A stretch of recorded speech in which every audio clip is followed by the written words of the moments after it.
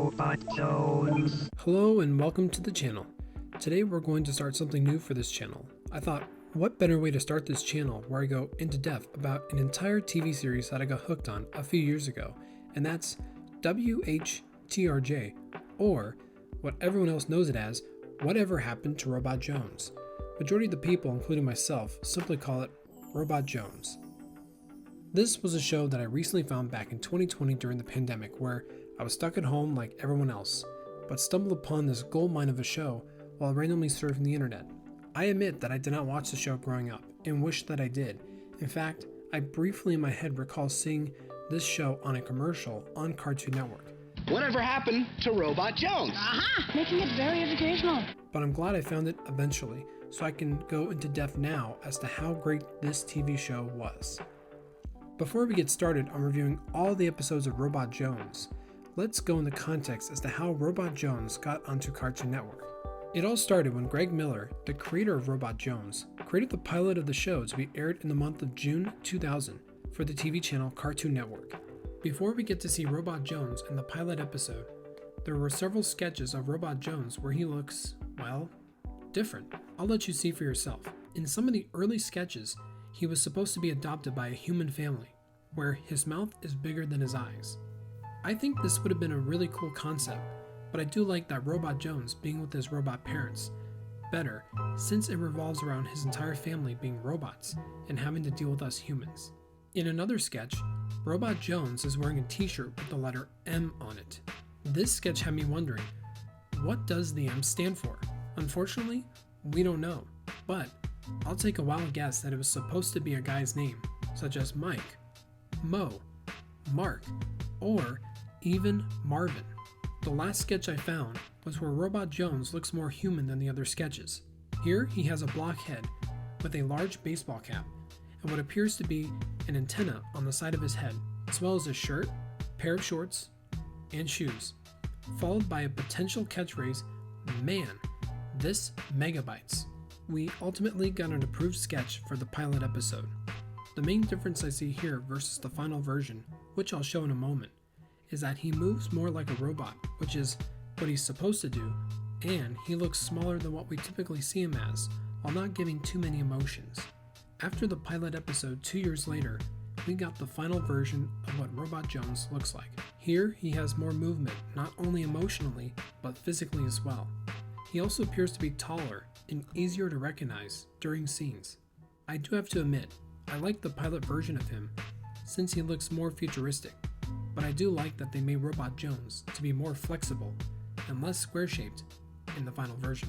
I also wanted to point out in the beginning of these episodes that I do like that Greg Miller got his art style based off the animation style of Schoolhouse Rock, which is one of my all-time favorite shorts growing up. Now that we covered how Robot Jones was created, we'll move on to the next chapter, and that's the chance to be on Cartoon Network. A handful of animated shorts, including Robot Jones, were featured to be chosen for a spot on Cartoon Network's 2000 schedule in a contest called Voice Your Choice Weekend. On the weekend of August 25th through the 27th, viewers got a chance to vote for their favorite pilots. Robot Jones ended up getting in second place, while Grim and Evil, which was later called The Grim Adventures of Billy and Mandy, won the contest by beating Robot Jones by 34%. Despite Robot Jones not winning the contest, the show was given its own slot on the network, and the series began on July 19th, 2002. Now, we'll go into context as to what Robot Jones is all about. The TV show revolves around the main character, Robot Jones, who is a 12-year-old robot that lives in the state of Delaware in the fictional early 1980s. He attends a suburban middle school called Polynex Middle School with the objective to learn and study human nature. Robot Jones later makes new friends at the school he attends. His friends are Timothy Socks Morton, Mitch Davis, Charles QB Cubinicle, Mr. Mitchell, and Clancy Sleep Jeans. We're also introduced to another character at Robot Jones' school, Shannon Westerberg, who Robot Jones has a crush on.